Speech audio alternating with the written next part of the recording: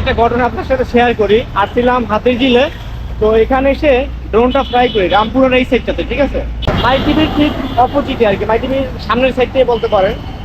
তো drone fly করার পরে এখানে কিছু বকাটে ছেলেপেলে আছে যারা হচ্ছে আমাদের ড্রোনের উপরে অ্যাটাক করে এবং এক পর্যায়ে আমাদের ড্রোনটা মানে ছিনিয়ে নিতে চায়, ঠিক আছে। এখানে কিন্তু অনেক খারাপ লোকজন আছে, যে কোনো সময় চিন্তাই হতে পারে, ঠিক আছে।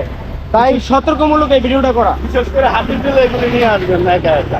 আমাদের বারবার ডাকতেছিল, এক পর্যায়ে তারা কয়েকজন এসে অ্যাটাক করে আমাদের উপরে, ঠিক আছে, আমাদের ড্রোনটা নিয়ে যেতে চায় নাকি।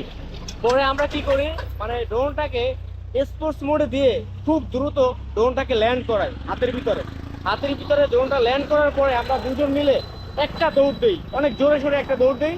দৌড় দেওয়ার পরে ড্রোন ওই অবস্থায় হাতে নিয়ে দৌড় দিই, ঠিক আছে, ড্রোনটার বন্ধ টন্ধ করি না, হ্যাঁ, ড্রোন হাতে নিয়ে দৌড় দেই। তো এক পর্যায়ে অনেক দূর চলে আসি, তো ওরা অনেক লোক ছিল, তো এক পর্যায়ে ওরা হচ্ছে কি ওরাও থেমে যায়, ওরাও দৌড় দিচ্ছিল আমাদের সাথে, এক পর্যায়ে ওরা থেমে যায়, হ্যাঁ, তারপরে আর আসে না, ঠিক আছে। তো ফাইনালি এখন অনেক দূরে চলে আসছি, আর এখন হচ্ছে এখান থেকে হচ্ছে বাসের টিকিট কাটবো, তারপর টিকিট কেটে একদম চলে যাবো আমরা মগবাজার, ঠিক আছে। চলো, কারণ ওরা আসতে পারে পিছনে আবার, ঠিক আছে, এখানে মানে থাকাটাও ঠিক হবে না।